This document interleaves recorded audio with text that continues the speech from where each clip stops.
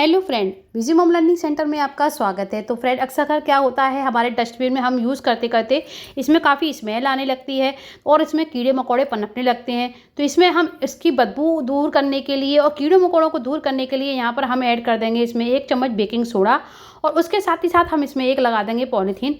तो इस तरह पॉलीथीन से क्या होगा, आप इसमें जो भी कूड़ा डालेंगे तो उससे ना तो हमारा डस्टबिन गंदा होगा और ना ही उसमें कोई नमी आएगी, क्योंकि हमने पॉलीथीन यूज़ की है। पॉलीथीन ना तो हमारे पानी को टपकने देती है और साथ ही साथ इसमें अब आपको जब कूड़ा भर जाए तो इस तरह आप इसकी पॉलीथीन को इस तरह बांध कर फेंक दीजिए और इसमें आप दोबारा से दूसरी पन्नी को लगा लीजिए। तो इससे क्या होता है, बेकिंग सोडा जो होता है वो हमारे घर में कीटाणुओं को पनपने ही नहीं देता है। तो अगर आप इसको डस्टबिन में डालते हैं तो ना तो कीटाणु आएंगे। तो चलिए नेक्स्ट हैक देख लेते हैं। यहाँ पर क्या होता है कि बारिश के मौसम में हमारे दरवाज़ों को इस तरह सीलन आ जाती है और दरवाज़ों के जो कब्जे होते हैं वो काफ़ी आवाज़ करने लगते हैं। तो आपको आवाज़ से ही पता चल रहा हो कि दरवाज़ों में कितनी आवाज़ आने लगती है। तो इससे हमें काफ़ी बुरा लगता है। तो यहाँ पर इस कब्जों को हमें यहाँ पर साबुन से इस तरह रगड़ देना है। तो आपके पास जो भी पुराना साबुन हो, इन कब्जों के ऊपर आप अच्छे से इनको रगड़ दीजिए। अगर आप चाहें तो यहाँ पर कोई ऑयल भी लगा सकते हैं। इससे क्या होता है कि जो भी जंग वगैरह लगी होती है तो इनकी जंग से क्या होता है, जंग हट जाएगी और साथ ही साथ इसकी ग्रीस भी बढ़ जाएगी, जिससे आपके दरवाजे वगैरह में आवाज़ नहीं आएगी। तो मैं आपको अब लगा कर दिखाती हूँ। देखिए, मैंने साबुन लगा दिया है। अब आपको आवाज़ सुनाती हूँ। तो ये देखिए, इस तरह साबुन लगाने से दरवाज़ों में ना तो आवाज़ आएगी और अगर आप चाहें तो इसमें ऑयल भी लगा सकते हैं। कमेंट करके ज़रूर बताइए ये आइडिया आपको कैसा लगा। तो यहाँ पर अक्सर फ्रेंड क्या होता है कि हमारे घर में इस तरह के मसालों के पैकेट आते ही रहते हैं और हम मसालों को यूज़ करने के बाद इन पैकेटों को फेंक देते हैं। तो अब से ये गलती बिल्कुल मत कीजिएगा, क्योंकि ये पैकेट हमारे काफ़ी काम आने वाले हैं। तो यहाँ पर फ्रेंड मैं आपको बताऊँगी कि आप इनका यूज़ कैसे कर सकते हैं। तो बेकार की चीज़ें भी हमारे कभी कभी इतने काम आ जाती हैं कि वे हमारे घर में बहुत ही यूज़फुल होने लगती हैं। तो अगर आपको आइडिया ये अच्छा लगे तो मुझे कमेंट करके ज़रूर बताइएगा। और फ्रेंड, ये इतना बढ़िया ऑर्गेनाइज़र बनकर तैयार होता है। एक बार मेरे कहने से ये घर पर अपने ज़रूर ट्राई कीजिएगा। तो ये वीडियो देखने के बाद शायद आप इन डिब्बों को अब से नहीं फेंकेंगे। तो ये देखिए, मैंने इसको इस तरह कट कर लिया है। अब मैं आपको बताती हूँ कि इसको आपको बनाना कैसे है। तो ये देखिए, मैं इसको इस तरह कट करती जाऊँगी। जैसे आपको दिख रहा है वीडियो में, आप उसी तरह इसको कट कीजिएगा। तो फ्रेंड, ये हमारे काफ़ी पैसे भी बचाने वाले हैं, क्योंकि बेकार की चीज़ें कभी कभी हम फेंक देते हैं, वो हमारे इतने काम आती हैं। तो ये देखिए, मैंने इसको इस तरह कट लगा लिया है। तो यहाँ पर फ्रेंड, अगर आपको वीडियो अच्छा लगे तो बिजी मॉम लर्निंग सेंटर को एक बार लाइक ज़रूर कीजिएगा। अगर आप चैनल पर नए हैं तो एक बार इसको सब्सक्राइब ज़रूर कीजिएगा। तो ये देखिए, मैंने इसको इस तरह बना लिया है। तो मैं आपको इसका वीडियो भी बताऊंगी कि इस तरह आपको कैसे इसको यूज़ करना है। तो मैं आपको दूसरा भी इस तरह बनाकर दिखाती हूँ। तो ये बेकार के डिब्बे भी कभी कभी हमारे काफ़ी काम में आते हैं। और फ्रेंड, ये कागज़ और फट्टे के बने हुए होते हैं, तो इसमें हमारी कई चीज़ें ऐसी सुरक्षित रहती हैं जो आप कभी सोच भी नहीं सकते। तो ये देखिए, हम इसको भी इस तरह कट कर लेंगे। आपके पास जितने भी डिब्बे हों इस तरह आप कट कर लीजिए। तो ये ऑर्गेनाइज़र बाज़ार में काफ़ी महंगे मिलते हैं और जब हमारा काम फ्री में हो जाए तो हम मार्केट से इन चीज़ों को क्यों ख़रीद के लाएं, क्योंकि ये सारी चीज़ें वेस्ट पड़ी होती हैं और बेकार समझकर हम इन्हें फेंक देते हैं। तो इस तरह देखिए, मैंने 3 डिब्बे इस तरह कट कर लिए हैं। अब मैं आपको दिखाती हूँ कि उनको यूज़ कैसे करना है। अक्सर कभी कभी क्या होता है कि हमारे फ्रिज में इतना स्पेस भी नहीं होता कि उसमें हम और चीज़ें कुछ भी रख सकें। तो यहाँ पर आपको इस तरह चिमटियों से इनको सेट कर लेना है। तो कभी कभी इसकी कंडीशन ऐसी हो जाती है कि फ्रिज हमारा फुल भरा होता है और सामान रखने की जगह नहीं होती है। तो इस तरह आप इनको इस तरह बनाकर इनमें लगा लीजिए। तो ये एक छोटी छोटी रैक बनकर तैयार हो जाती हैं। और फ्रेंड, इनमें ये फट्टे के बने होते हैं तो इनमें मॉइस्चर भी कोई चीज़ में नहीं बढ़ता है।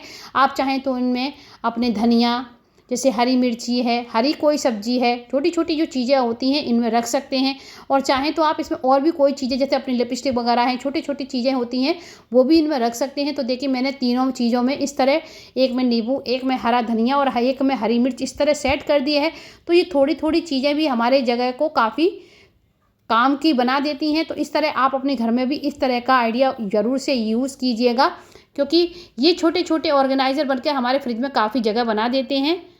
तो आजकल फ्रेंड क्या हो रहा है, मौसम बदल रहा है, गर्मी से सर्दी आ रही है। तो इस तरह क्या होता है कि हर किसी को सर्दी, जुकाम, बुखार, गले में खराश होने लगती है, खांसी की समस्या हो जाती है, किसी किसी को तो बदन टूटने की भी समस्या हो जाती है। तो यहाँ पर उसके लिए हमें यहाँ पर 4 से 5 तेज पत्ता लेने हैं और इन तेज पत्ता को हम अपने किचन में अक्सर यूज़ भी करते रहते हैं सब्जी वगैरह बनाने में। तो यहाँ पर आप 3 से 4 तेज पत्ते को ले लीजिए, इनको अच्छे से वॉश कर लीजिए जिससे कि इसमें जो भी गंदगी हो वो दूर हो जाए। इसके साथ ही साथ हमें यहाँ पर 1 इंच टुकड़ा अदरक का ले लेना है, तो इसको भी अच्छे से वॉश कर लेंगे जिससे कि इसकी भी गंदगी दूर हो जाए। तो यहाँ पर हम अदरक को छील लेंगे। फ्रेंड, तेज पत्ता, अदरक ये ऐसी चीज़ें होती हैं जो गले की खराश और सर्दी जुकाम से हमें काफ़ी राहत दिलाती हैं। तो यहाँ पर मैंने अदरक के टुकड़े को छील लिया है। इसके साथ हम कुछ लेंगे यहाँ पर तुलसी के पत्ते। तुलसी के पत्ते भी हर घर में अवेलेबल होते हैं। तो यहाँ पर आप तुलसी के पत्तों को भी अच्छे से वॉश कर लीजिए क्योंकि इनमें भी कुछ ना कुछ डस्ट लगी होती है, क्योंकि हम इसकी ऐसी एक रेमेडी बनाने वाले हैं जो हमारे घर में बहुत ही काम आने वाली है। तो हमारे घर में अक्सर छोटे बच्चे होते हैं, उनको तो सर्दी जुकाम इतनी जल्दी होने लगता है और हम उनको तुरंत बाज़ार से एंटीबायोटिक दवाई लाकर दे देते हैं जो काफ़ी बाद में नुकसान करती है। तो इस तरह अगर आप अपने घर पर इस तरह की एक रेमेडी तैयार करेंगे तो वो काफ़ी हेल्पफुल होगी, क्योंकि नेचुरल चीज़ों से कभी भी कोई ऐसा नुकसान नहीं होता है और साथ ही साथ फ्रेंड ये बहुत ही बढ़िया काम भी करती है। तो यहाँ पर मैंने सारी चीज़ों को अच्छे से कट कर लिया है, क्योंकि तेज पत्ता भी हमने बारीक कट कर लिया है और अदरक को भी हम बारीक कट कर लेंगे, क्योंकि अगर हमें अदरक को कट नहीं करेंगे तो जब भी हम इसकी कोई रेमेडी बनाएंगे तो उसमें सारा रस उसका नहीं आ पाएगा। तो इसलिए सारी चीज़ों को अच्छे से यहाँ पर बारीक कट कर लेना है। कट करने से क्या होगा, इनका जो भी रस होगा वो अच्छे से रेमेडी में मिक्स हो जाएगा। आप चाहें तो इनको छोटी सी मिक्सी के जार में भी पीस सकते हैं या छोटा सा एक खलबट्टा होता है उसमें भी इनको पीस सकते हैं। तो सारी चीज़ें मैंने यहाँ पर कट कर ली हैं। एक अब हम फ्राई पैन लेंगे और इसमें हमने 1 से 1.5 कप पानी ऐड करेंगे। आप अपने अकॉर्डिंग कम या ज़्यादा इसमें कर सकते हैं। तो पानी को हमें यहाँ पर अच्छे से उबालना है। पानी को हम कवर कर देते हैं। तो यहाँ पर अच्छे से उबलने के बाद ही ये चीज़ रेमेडी बनकर तैयार होगी। तो पानी में उबाल आना बहुत ही ज़रूरी है। तो देखिए पानी में उबाल आ चुका है। अब हमने जो तेज पत्ता, अदरक और तुलसी कट करके डाली थी इसमें ऐड कर देंगे और इसमें हम 2 से 3 चीज़ें और ऐसी ऐड करेंगे जो और भी काफ़ी हेल्पफुल होती हैं। तो यहाँ पर हम इनको कवर कर देते हैं और इनको अच्छे से खौलने देते हैं जब तक कि ये थोड़ी आधी नहीं रह जाती। तो पानी में उबाल अच्छे से आ चुका है, 5 मिनट हो चुके हैं। तो यहाँ पर अब हम थोड़ी सी चीज़ें और ऐड कर लेते हैं। तो मैंने यहाँ पर 4 काली मिर्च लिए हैं और इसके साथ ही साथ 3-4 हम यहाँ पर लौंग लेंगे। फूल वाली लौंग होनी चाहिए, जो फूल होता है उसके ऊपर, ये भी इसमें ऐड कर देंगे। तो फ्रेंड, ये सारी चीज़ें इतनी बेनिफिट करती हैं हमारे सर्दी जुकाम खांसी में, क्योंकि ये एंटीबायोटिक होती हैं। इसके साथ ही साथ हम इसमें एक दालचीनी का टुकड़ा डाल देंगे और इन सारी चीज़ों को जब तक खौल ले देंगे जब तक कि ये आधी नहीं रह जाती। तो मैंने इसको अच्छे से खौला लिया है, ये आधी क्वांटिटी में रह चुका है और सारी चीज़ें इसमें अच्छे से मिक्स हो चुकी हैं। आप कलर देख सकते हैं कि काढ़े का कलर कितना चेंज हो चुका है। तो मैंने गैस के फ्लेम को बंद कर दिया है। तो चलिए अब हम इसको छान लेते हैं। तो ये काढ़ा हमारा बनकर रेडी हो गया है। फ्रेंड, मैं आपको बताऊंगी कि ये काढ़ा कैसे लेना है, किस तरह लेना है और कितनी क्वांटिटी में किसको किसको देना है। तो ये देखिए मैंने काढ़े को रेडी कर लिया है। काढ़ा हमारा परफेक्ट रेडी हो गया है। तो बाज़ार से एंटीबायोटिक दवाई लेने के बजाय अगर आप ये घर पर अपनी रेमेडी घर पर तैयार करके बच्चों को या बड़ों को देते हैं तो ये काफ़ी हेल्पफुल है, क्योंकि इसमें हमने सारी नेचुरल चीज़ें ऐड की हैं। तो चलिए मैं आपको बताती हूँ कि ये काढ़ा आपको किस तरह लेना है, छोटे बच्चों को कैसे देना है और बड़े बच्चों को कैसे देना है और कितनी मात्रा में देना है। अगर आप चाहें तो इसमें शहद मिलाकर भी पी सकते हैं। तो ये देखिए हमने जो काढ़ा बनाया था उसकी सारी ये चीज़ें बच चुकी हैं। तो अगर आप चाहें तो इसमें दोबारा भी काढ़ा बना सकते हैं और चाहें तो इसका पेस्ट बनाकर सब्जी में भी ऐड कर सकते हैं, क्योंकि ये सारे मसाले हमारे सब्जी में भी ऐड होते हैं। फ्रेंड, बहुत ही बढ़िया ये इसकी सब्जी भी बनकर तैयार होती है।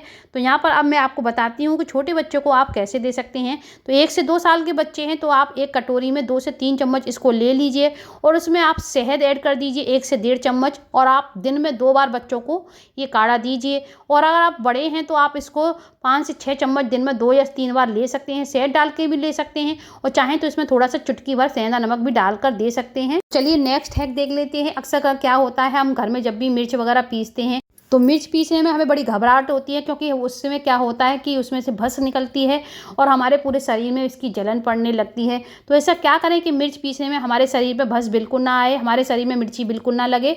तो चलिए आपको एक ऐसा हैक बताती हूँ। जब भी आप मिर्ची पीसें तो सबसे पहले आपको क्या करना है कि जिससे कि इसकी ऊपर जो पाउडर उड़ता है वो बिल्कुल ना उड़े। तो यहाँ पर आपको सरसों का तेल ले लेना है और 2 से 3 बूंद ही इसमें काफ़ी हैं। तो यहाँ पर देखिए इस तरह आपको सरसों का तेल इसके ऊपर ऐड कर देना है। अब इतने उतने ही तेल में ये आपको क्या करेगा कि जब भी आप इसको पीसेंगे तो इसमें से कोई भी पाउडर नहीं निकलेगा। मतलब जो हम जैसे पाउडर बारीक मसाले पीसते हैं तो उनमें से क्या होता है, थोड़ा थोड़ा धुआं निकलने लगता है, मतलब उसका पाउडर उड़ने लगता है। तो यहाँ पर मैं आपको दिखाती हूँ कि तेल डालने से क्या होगा कि मिर्च में भी बिल्कुल भी ऊपर मिर्च उड़ेगी नहीं और ना ही आपको छींकें आएंगी, साथ ही साथ ना ही आपके शरीर में जलन पड़ेगी। क्योंकि अक्सर कर मिर्च पीसने में हर कोई घबराता है, क्योंकि मिर्च पीसने के बाद सारे हाथों में जलन होने लगती है।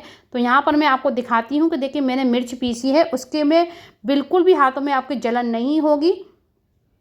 तो ये देखिए मिर्च पीसकर रेडी हो गई, मैं आपको दिखाती हूँ। ये देखिए मिर्च का पाउडर बिल्कुल भी नहीं ऊपर उड़ा है और अच्छे से मिर्च भी हमारी बारीक पीस चुकी है। तो यहाँ पर आप इस तरह अपने मिर्च को पीसिएगा और कमेंट करके ज़रूर बताइए कि आपको कौन सी आइडिया पसंद आए। अगर वीडियो अच्छा लगे तो इसको एक बार लाइक ज़रूर कीजिएगा। अपने दोस्तों के साथ इस वीडियो को ज़्यादा से ज़्यादा शेयर कीजिए ताकि उनके लिए भी ये वीडियो हेल्पफुल हो सके। तो आई होप ये वीडियो आपको इससे अच्छा लगा होगा। मिलते हैं एक नई वीडियो में, तब तक के लिए बाय बाय।